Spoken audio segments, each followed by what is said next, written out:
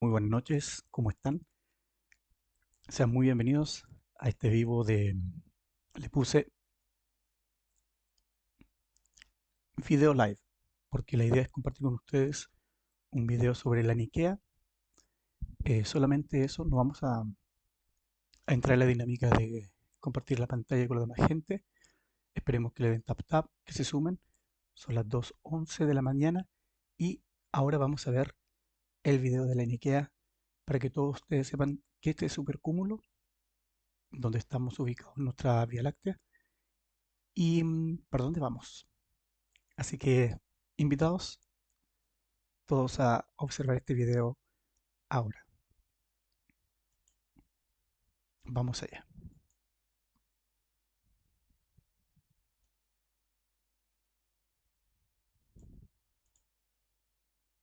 $500.000 años luz. No hace mucho, se consideraba que el supercúmulo local era la última línea de nuestra dirección cósmica. Hoy, sin embargo, sabemos que pertenecemos a un grupo de varios cúmulos de galaxias que están gravitacionalmente unidos entre sí. La Niaquea es el supercúmulo en el que se encuentra nuestra propia galaxia, la Vía Láctea, junto con otros miles de galaxias que se extienden en un diámetro de unos 520 millones de años luz.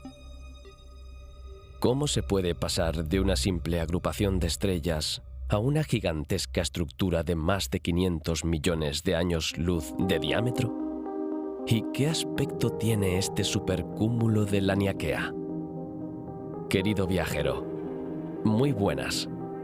Hoy vamos a explorar los confines de nuestro universo para descubrir el supercúmulo de la Niaquea. Pero antes de emprender tu próxima aventura, asegúrate de que te gusta el vídeo y te suscribes al canal para no perderte nada. Gracias y buen viaje. Te llevamos de viaje por la Niaquea.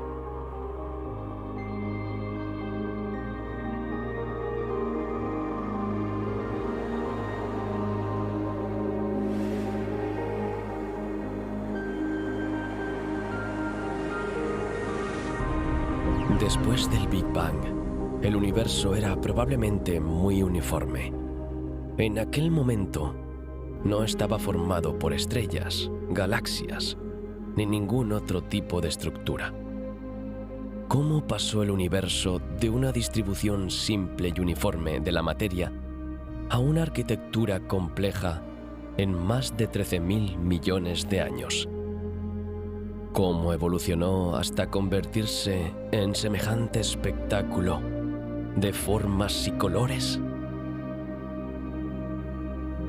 La densidad del universo primordial solo estaba sujeta a ligeras variaciones de homogeneidad causadas por el movimiento incesante de partículas agitadas por la radiación. Las perturbaciones de densidad que se crearon utilizaron la gravitación, crecieron y la fuerza de atracción provocada por su propia masa les permitió atraer la materia que las rodeaba. Así se crearon las brechas de homogeneidad que aún existen hoy en día. Las teorías sobre la formación de las galaxias se basan en dos hipótesis. El primer escenario se basa en la teoría jerárquica, que implica que las primeras estructuras en formarse fueron las que tenían una masa en torno a 1 millón de veces la del Sol. Las estructuras más grandes, como las galaxias, se formaron por aglomeración de otras más pequeñas. A continuación, estas galaxias se agruparon en cúmulos, dando lugar a estructuras aún mayores, supercúmulos, que están unidas por la fuerza de la gravedad. Otra teoría sostiene que, a la inversa, las estructuras más pequeñas son el resultado de la fragmentación de las más grandes. En este sentido, los supercúmulos se habrían creado primero. Millones de miles de millones de masas solares se habrían colapsado bajo la presión del gas y la radiación. Las masas de esta entidad habrían ocupado entonces espacios inmensos. La expansión del universo, desencadenada por el Big Bang, habría obligado a la gran estructura en formación a aplanarse, produciendo una lámina de materia densa. A continuación, esta lámina se contrajo, dando lugar a filamentos que se extienden a lo largo de millones de años luz. Con el tiempo, estos se dividirían en entidades más pequeñas, formando cúmulos galácticos y luego galaxias simples. En las últimas décadas, la observación de las galaxias más jóvenes ha contribuido a apoyar estas dos teorías. Aunque existen argumentos a favor tanto de la teoría de la fragmentación como de la teoría jerárquica, el origen de las galaxias sigue siendo un capítulo abierto. Las galaxias son sistemas formados por polvo, gas y un número astronómico de estrellas. Se mantienen unidas gracias a la gravedad. La mayoría de las grandes galaxias también tienen agujeros negros supermasivos en sus centros. En 1936, Hubble estableció una clasificación de las galaxias en 4 tipos: espirales, elípticas, lenticulares e irregulares.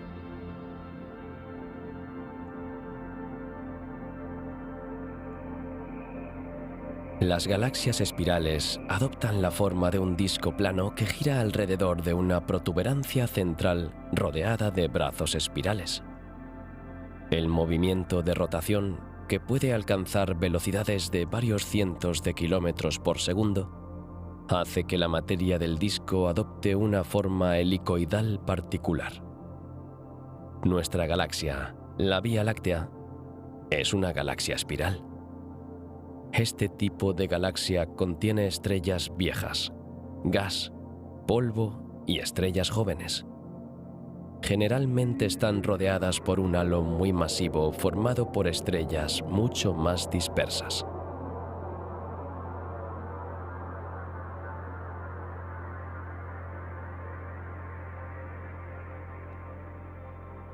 Las galaxias elípticas aparecen como grandes bolas más o menos alargadas formadas por estrellas relativamente viejas. Por ello, parecen más rojas que otras galaxias. El espacio entre sus estrellas casi no contiene gas, lo que impide la formación de nuevas generaciones de estrellas. Las galaxias lenticulares son un término medio entre las galaxias espirales y las elípticas. Al igual que las galaxias espirales, están formadas por un disco relativamente fino que gira alrededor de una protuberancia central, pero no tienen brazos espirales. Al igual que las galaxias elípticas, contienen poco polvo y materia interestelar. Las galaxias irregulares incluyen galaxias originales con formas muy particulares que no encajan en ninguna de las otras categorías. Pueden parecer discos retorcidos o bolas distorsionadas. Todo parece posible. NGC 4214 es una pequeña galaxia irregular situada en la constelación del Sabueso, a unos 13 millones de años luz. Una de sus características, y quizá la más atractiva, es su enorme cavidad en forma de corazón. En su interior hay un gigantesco cúmulo abierto que contiene estrellas jóvenes con temperaturas superficiales que oscilan entre los 10.000 y los 50.000 grados centígrados. Se cree que esta cavidad se formó como resultado de los vientos estelares, y la falta de gas resultante ha puesto fin a la formación estelar en esta zona. Las galaxias no están aisladas en el universo. Se mueven unas en relación con otras. A veces pueden pasar tan cerca unas de otras que se producen deformaciones, choques o incluso absorciones. Incluso dentro de una galaxia, las estrellas nacen y luego mueren, dando paso a nuevas generaciones de estrellas muy diferentes de las anteriores. El color, el brillo y la forma de las galaxias cambian constantemente. Las galaxias están en perpetuo movimiento. Giran sobre sí mismas. Se desplazan por el espacio. Nuevas generaciones de estrellas. La galaxia más pequeña queda entonces muy distorsionada. A veces, los encuentros entre galaxias provocan una concentración acelerada de nubes de gas, lo que da lugar a brotes de formación estelar. En otros casos, una galaxia gigante puede engullir a una galaxia más pequeña. Las estrellas y el medio interestelar de la galaxia más pequeña se mezclan con los componentes de la galaxia gigante, que pasará a estar formada por una población diversa de estrellas. Esto se conoce como canibalismo galáctico. Cuando las galaxias se agrupan por centenares o incluso miles, confinadas en un espacio esférico cuya evolución aún no se ha completado, se conocen como cúmulos galácticos. Se trata de las mayores estructuras organizadas del universo observable. Los cúmulos galácticos son estructuras tan grandes que su fase de construcción aún no ha concluido y todavía no han alcanzado una configuración estable. Esto significa que algunos objetos aún no han alcanzado su punto de equilibrio dinámico. Los astrónomos han clasificado los cúmulos en función de su posible escenario evolutivo. Existen cúmulos irregulares, generalmente los más jóvenes, y cúmulos regulares, generalmente los más antiguos, con una densidad central galáctica esferoidal muy elevada. En astronomía, los distintos cúmulos se han identificado por su tamaño. Estas dimensiones variables se miden en función de la propia riqueza del cúmulo, es decir, de su contenido en galaxias brillantes, en una distancia definida de 1,5 megaparsec desde el centro. Recordemos que un parsec equivale a 3,26 años luz. Los cúmulos más ricos son los más raros. Según esta clasificación, la distancia media calculada entre dos cúmulos es de 42 megaparsecs, sea cual sea el cúmulo, incluso para los más pobres. En cambio, para ir de un cúmulo súper rico a otro, hay que recorrer una distancia media de 188 megaparsecs. La riqueza de un cúmulo determinará el tipo de galaxia que contiene. Los cúmulos más ricos contienen una mayoría de galaxias elípticas. Esto se debe a que una mayor riqueza implica una mayor densidad galáctica en las regiones interiores del cúmulo. En consecuencia, los cúmulos más ricos suelen ser los más regulares. Dado que los cúmulos más regulares son también los más antiguos, las galaxias tienden naturalmente a cambiar de forma, de espiral a elíptica o lenticular. Este fenómeno afecta a los cúmulos más alejados, con un gran número de galaxias de color azul, típico de las galaxias espirales. El telescopio espacial Hubble está realizando fantásticos descubrimientos en el campo de la astronomía. En funcionamiento desde 1990, dispone de un gran espejo de 2,4 metros de diámetro que le permite producir imágenes con una resolución angular inferior a 0,1 segundos de arco. Su capacidad de observación en el infrarrojo cercano y el ultravioleta le permite superar a los instrumentos terrestres más potentes. Los datos recogidos por el Hubble han contribuido a importantes descubrimientos en el campo de la astrofísica. Entre otras cosas, el telescopio ha sacado a la luz cúmulos galácticos situados a miles de millones de años luz. Se trata de galaxias espirales e incluso irregulares que hoy ya no se cuentan. Hay dos posibles explicaciones para su desaparición.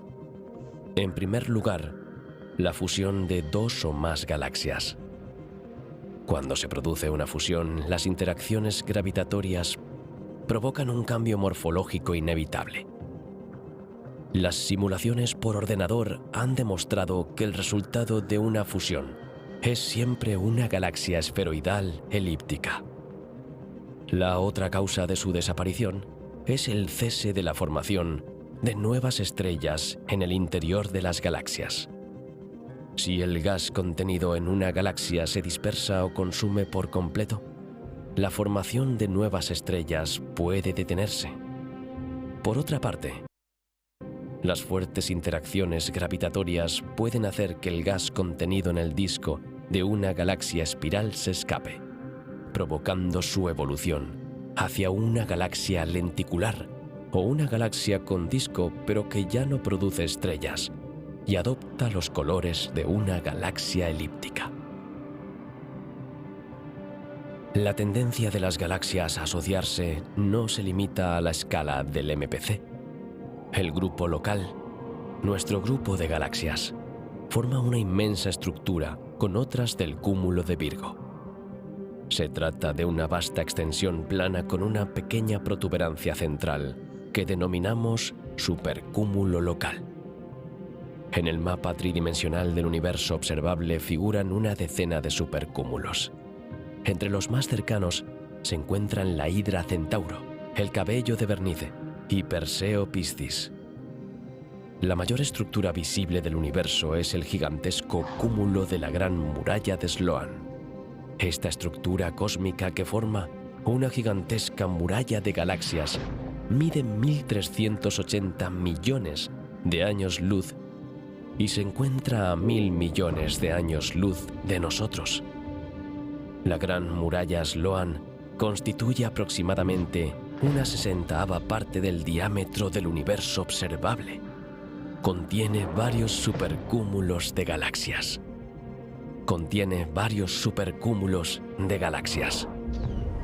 La superestructura del cosmos que nos interesa hoy no es otra que el supercúmulo de galaxias que nos alberga. Se llama Laniakea. Laniakea es un supercúmulo de galaxias formado por un conjunto de 3 supercúmulos que convergen a una velocidad de unos 6,30 por 10 elevado a 5 metros por segundo en la dirección del Gran Atractor. Es uno de los 6 millones de supercúmulos del universo observable. Representa alrededor del 4% del diámetro del universo observable, debido a su tamaño aproximado de 520 millones de años luz. Laniakea contiene 3 supercúmulos. El supercúmulo de Virgo, que incluye nuestro planeta Tierra y la Vía Láctea. El supercúmulo de Hidra Centauro, donde se encuentra el Gran Atractor, y el supercúmulo del Pavo Real Indio. El supercúmulo del Pavo Real Indio está situado a más de 210 millones de años luz de la Tierra, en la constelación del Pavo Real. Está formado por varios miles de galaxias, algunas de ellas muy conocidas e importantes. Los 3 cúmulos principales son Abell 3656, Abell 3698, que es el más denso, y Abell 3742. Incluye un muro de galaxias bastante cercano, que une el cúmulo Ruller con el supercúmulo Centauro. Un muro de galaxias define un filamento galáctico formado por un grupo de galaxias que forman una frontera entre vacíos cósmicos y juntos constituyen la red cósmica. El supercúmulo del Pavo Real Indio no contiene cúmulos galácticos ricos ni concentraciones especialmente grandes de galaxias. Por ello, no se considera un componente importante de Laniakea. En el cielo, se distingue débilmente como una pared curva de galaxias que une el cúmulo A3627 o Ruller y el supercúmulo Centauro. El supercúmulo Hydra Centaurus es uno de los mayores supercúmulos de galaxias conocidos, con una extensión de varias decenas de millones de años luz. Contiene numerosos objetos celestes importantes. Es el vecino más cercano de nuestro supercúmulo Virgo. El supercúmulo está dividido en varias partes. El supercúmulo Centauro, que incluye el cúmulo Centauro, el supercúmulo Hydra, que contiene principalmente el cúmulo Hydra, y el cúmulo gobernante. Estos cúmulos están separados por una distancia de entre 150 y 200 millones de años luz. Otros cúmulos más pequeños completan el conjunto. Una de las características del supercúmulo Hydra Centauro es que se encuentra en las proximidades del Gran Atractor. Este último es una anomalía gravitatoria del espacio intergaláctico, situada en el centro del supercúmulo de la Niaquea. El supercúmulo de Virgo, también conocido como supercúmulo local, es un supercúmulo de galaxias al que pertenece el grupo local, formado por las galaxias Vía Láctea y Andrómeda. Debe su nombre al cúmulo de Virgo, situado en su centro. Su diámetro es de unos 200 millones de años luz. El supercúmulo de Virgo está formado por un disco y un halo. El disco tiene forma circular y contiene el 60% de las galaxias luminosas del supercúmulo. El halo, por su parte, está formado principalmente por objetos alargados y contiene el 40% restante de elementos. En el supercúmulo de Virgo hay unas 10.000 galaxias repartidas en un centenar de cúmulos. El cúmulo de Virgo está situado cerca del centro del supercúmulo, mientras que el grupo local se encuentra cerca del borde del supercúmulo y se siente atraído por él. Su masa total se estima en unas 10⁻⁻15 masas solares.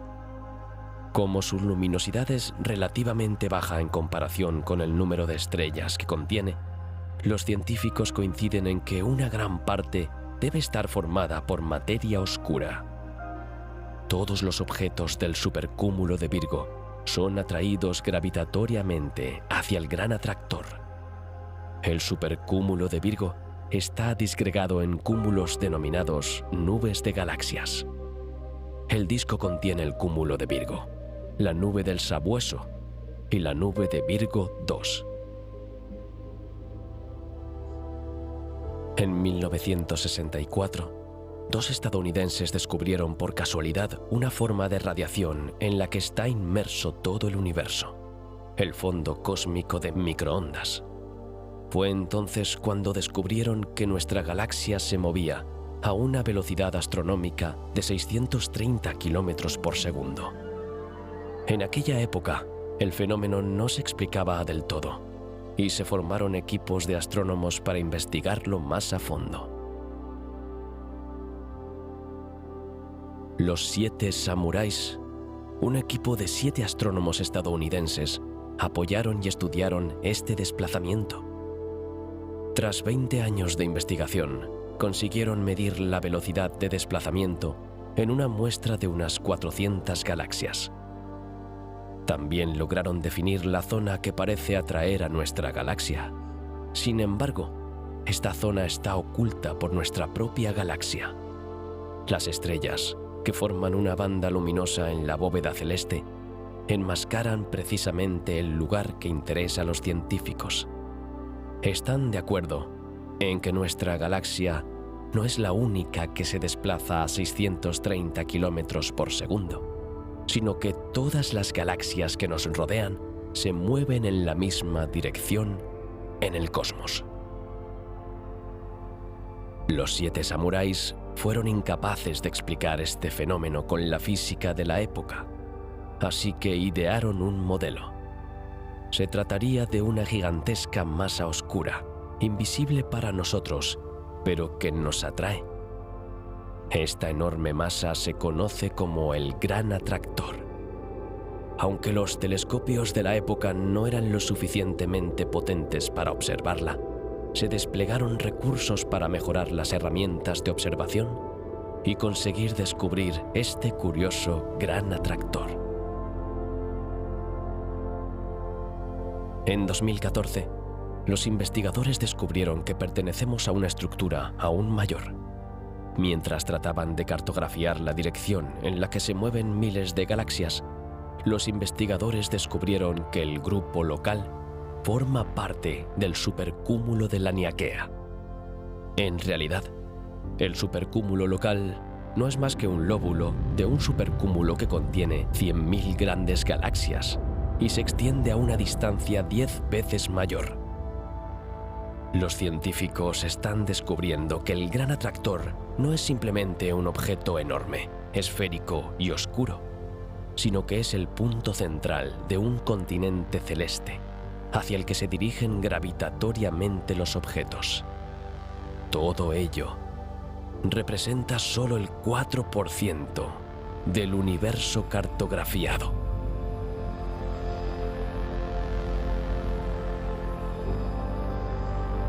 El gigantesco supercúmulo recién descubierto recibe el nombre de Laniakea en honor de los primeros polinesios que exploraron el Océano Pacífico utilizando las estrellas como guía.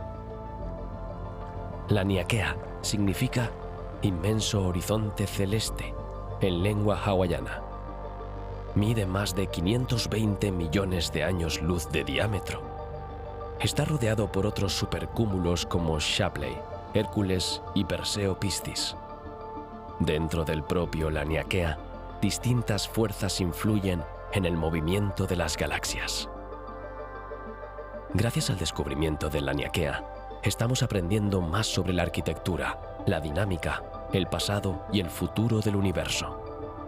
La distribución de las galaxias y sus movimientos nos proporcionan valiosa información sobre la historia de su formación.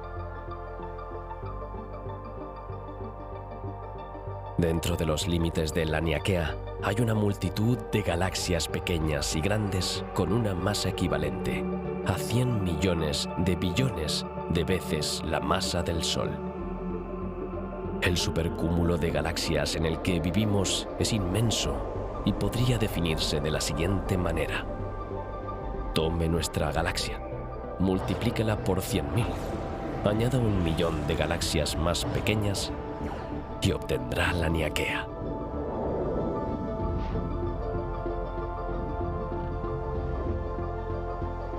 Comenzamos nuestro viaje en dirección a la que se encuentra en el centro de Laniakea y ejerce la mayor influencia sobre sus miembros. Se trata del Gran Atractor.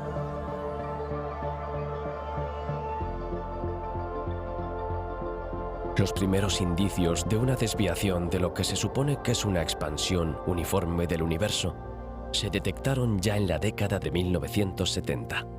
Fue en 1986 cuando se definió la posición del llamado Gran Atractor. Se trata de una anomalía gravitatoria situada en el centro de Laniakea, en las proximidades del supercúmulo Hydra Centaurus. Es difícil de observar porque se encuentra directamente detrás del plano galáctico de la Vía Láctea. El Gran Atractor puede detectarse indirectamente a través de su efecto sobre el movimiento de galaxias y cúmulos.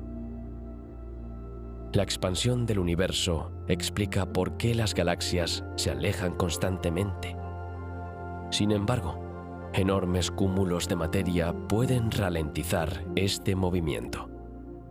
En los últimos miles de millones de años, nuestra galaxia y todas las galaxias que nos rodean se han acercado al Gran Atractor. Existen varias teorías sobre la naturaleza del Gran Atractor. Podría deberse, por ejemplo, a una sobredensidad de materia. El Gran Atractor sigue siendo un misterio. Se encuentra al otro lado de la Vía Láctea, con un enorme número de estrellas y cúmulos estelares entre ellos y nosotros. A esto se añade un amasijo de gas y polvo. La luz que supuestamente llega hasta nosotros queda así oscurecida. lo que dificulta la observación por parte de los científicos. La única certeza es que nuestra galaxia y todo lo que hay en nuestro supercúmulo se dirigen hacia el gran atractor. ¿Corre peligro nuestro planeta? De momento, nadie lo sabe. Mientras que algunos astrónomos no lo ven como un problema, otros piensan que las galaxias y todos los cúmulos podrían fusionarse en supercúmulos cada vez más grandes, provocando finalmente el fin del universo en forma de Big Crunch. Continuemos nuestro viaje en nuestro vecindario más cercano, astronómicamente hablando, ya que estamos hablando de visitar distancias del orden de miles de años luz. La Vía Láctea, nuestra propia galaxia, es la que conocemos con más detalle. Estudiarla nos permite comprender mejor el mundo que nos rodea y las partes del universo a las que no tenemos acceso.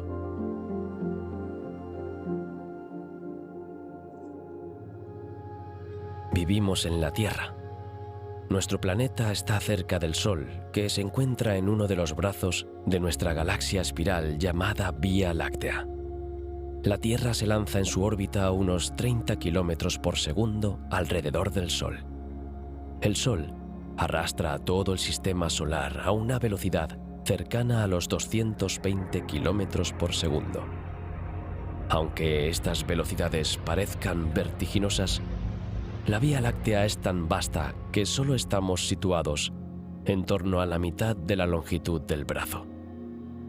Si comparásemos la Tierra con una canica de 1 milímetro de diámetro, la Luna estaría a 3 centímetros, el Sol estaría a 1,5 metros y la estrella más cercana a 3.200 kilómetros. La Vía Láctea tendría entonces un diámetro que se extendería hasta la mitad de la distancia que nos separa del Sol. La Tierra es infinitesimalmente pequeña en este sistema que la rodea. En los últimos siglos, la humanidad ha empezado a darse cuenta de la inmensidad del mundo de las estrellas y ha seguido observándolo cada vez más profundamente, la mayoría de las veces a distancia. Visto desde la Tierra, el espectáculo de la Vía Láctea es grandioso, incluso sin instrumentos, sobre todo cuando se está en el hemisferio sur, ya que las regiones luminosas del centro galáctico brillan en lo alto del cielo. La Vía Láctea sigue siendo un objetivo clave para la exploración del universo. Aunque las distancias son enormes, nos proporciona un laboratorio accesible del universo, donde podemos encontrar de cerca una panoplia de objetos representativos de las estrellas y otros objetos celestes que pueblan nuestra galaxia. Dentro de la Vía Láctea, también hay procesos físicos elementales que pueden analizarse.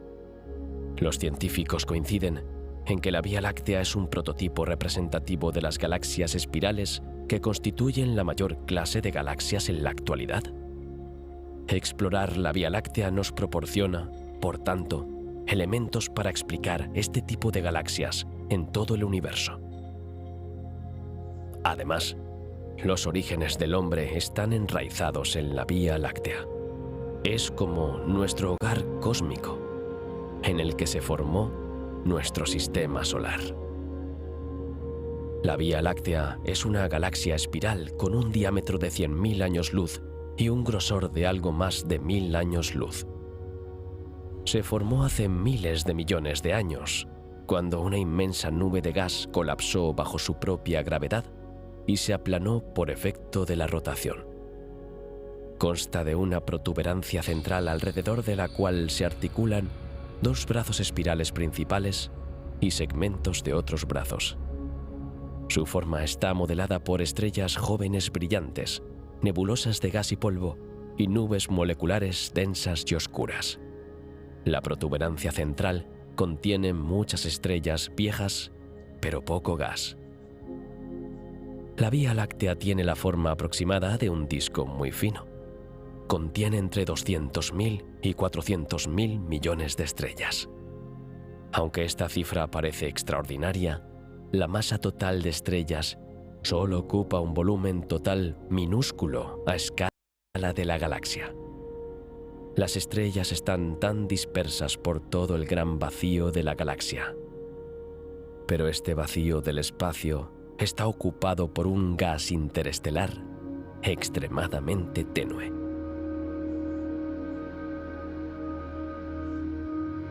Las galaxias están formadas por estrellas, materia oscura, diversos componentes exóticos y gas interestelar, que se diluye en este gigantesco volumen entre cada estrella.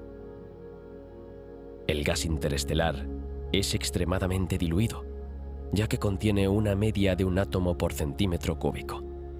Comparado con el aire que respiramos, esto es más de 10 billones de veces menos. A partir de este gas interestelar se forman las nuevas estrellas. Las protogalaxias no eran más que gas. Después, a lo largo de miles de millones de años, galaxias como la Vía Láctea se expandieron acumulando gas procedente del exterior.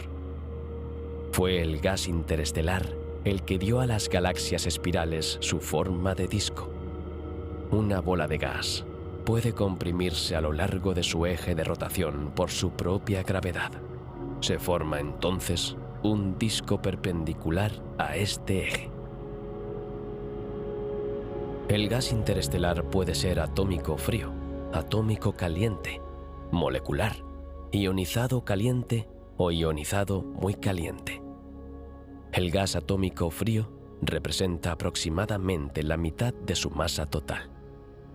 Es una reserva esencial que alimenta las nubes moleculares en las que se forman las nuevas estrellas.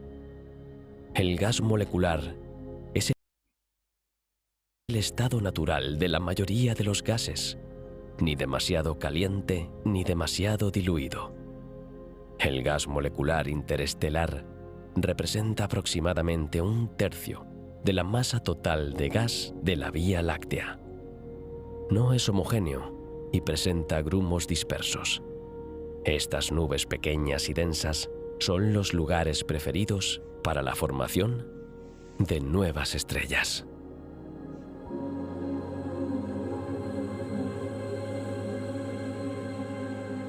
Las condiciones de densidad y temperatura del gas interestelar conducen a la presencia de algunas moléculas bastante extraordinarias. Estas especies altamente reactivas, fugaces en nuestros laboratorios, desempeñan un papel clave en la química del medio interestelar. Se crean durante reacciones iniciadas por los rayos cósmicos o la radiación ultravioleta. Una galaxia como la Vía Láctea está formada en gran parte por el gas en el que todos los átomos de hidrógeno están ionizados. Cada estrella está rodeada por una burbuja de gas más denso, ionizado directamente por los fotones ultravioletas. La distribución de las estrellas y del gas interestelar está totalmente dominada por la estructura del disco, pero no hay que subestimar la importancia de las regiones periféricas.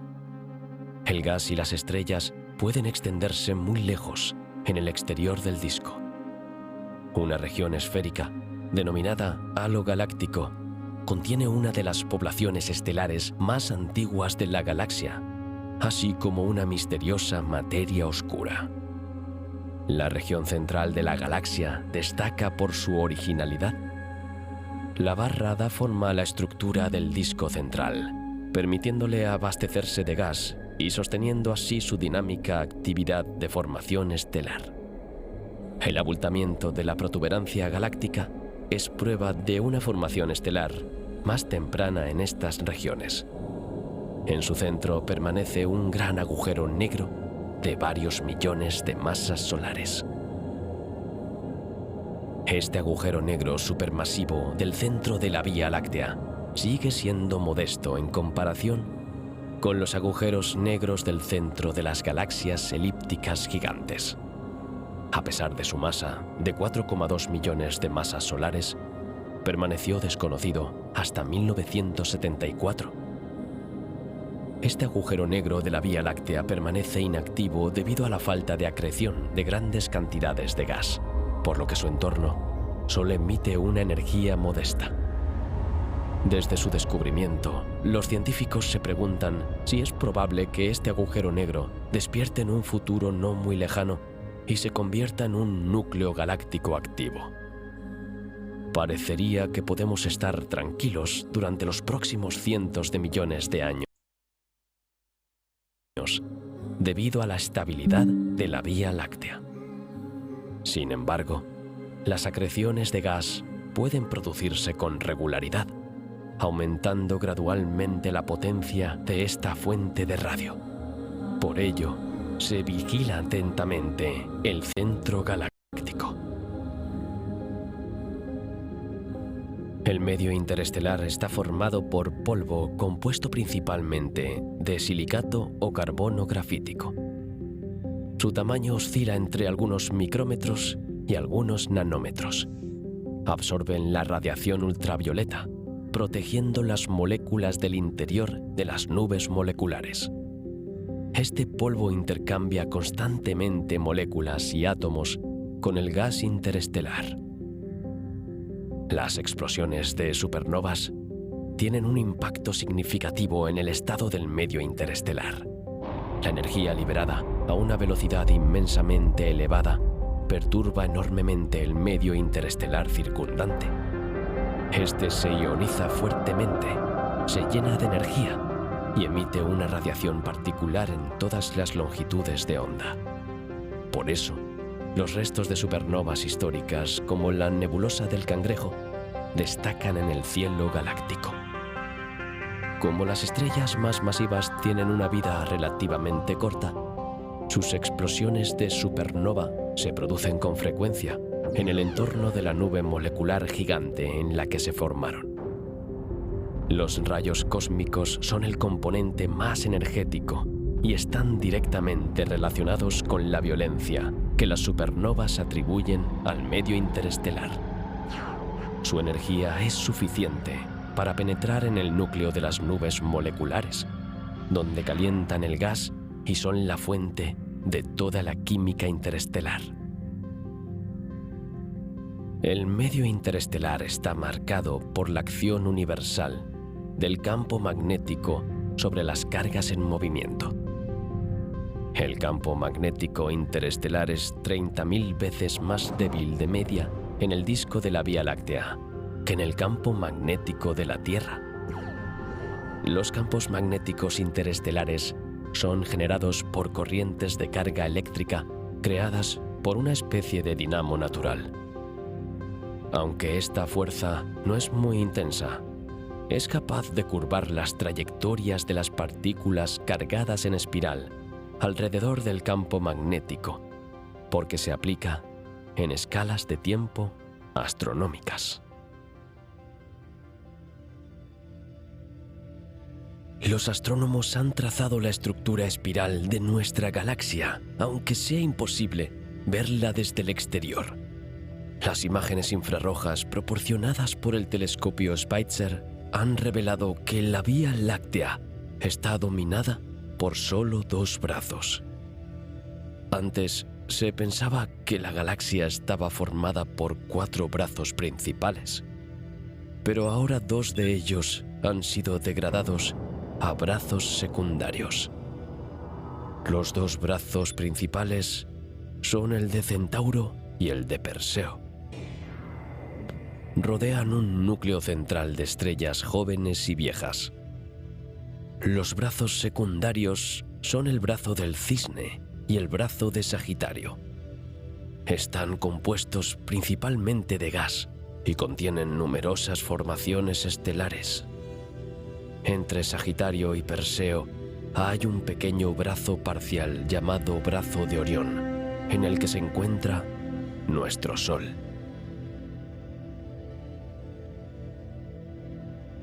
El brazo de Perseo toma su nombre de su aparente proximidad a la constelación de Perseo.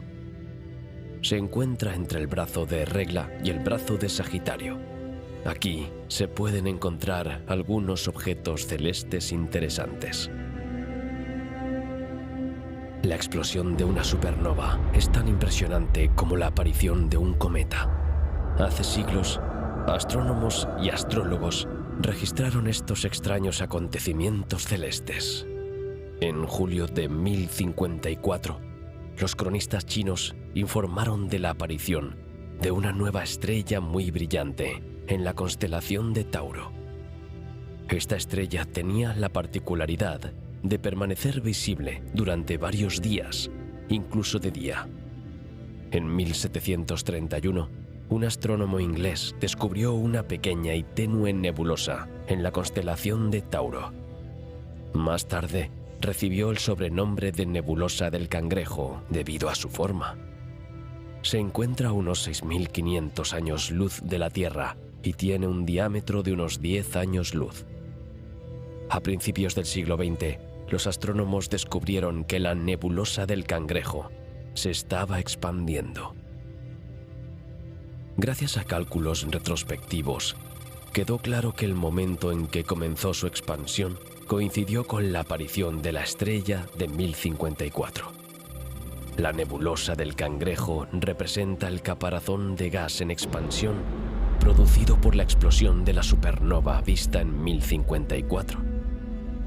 Sigue creciendo a una velocidad de 1500 kilómetros por segundo y continuará diluyéndose en el espacio durante los próximos milenios.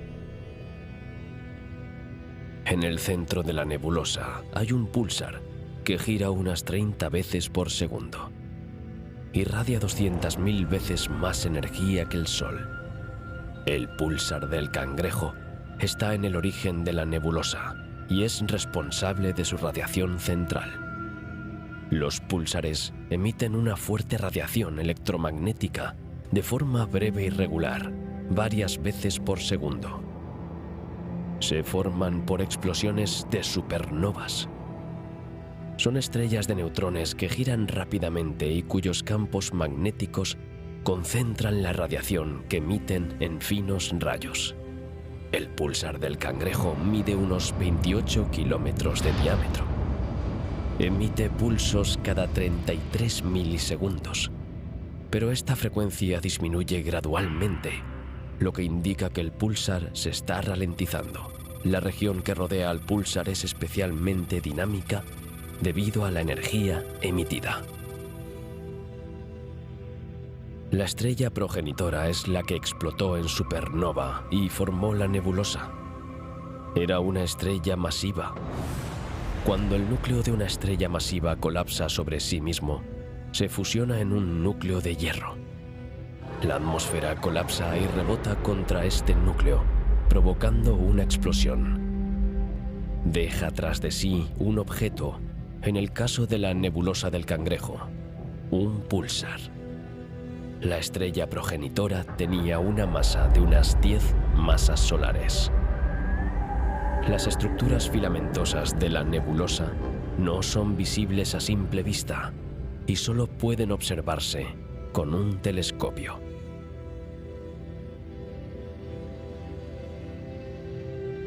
El brazo de Centauro se encuentra entre el brazo de Sagitario y el brazo de Gobernante. También se conoce como brazo Ecu-Croa. La sección del brazo comienza cerca del centro galáctico y se conoce como brazo Ecu. Se convierte en brazo cruz a medida que se aleja del centro. En 2007 se descubrió un cúmulo con unas 50.000 estrellas recién formadas en una zona del brazo Centauro. Este cúmulo tiene menos de 20 millones de años. En él se han identificado 26 supergigantes, lo que lo convierte en la mayor agrupación de este tipo de estrellas.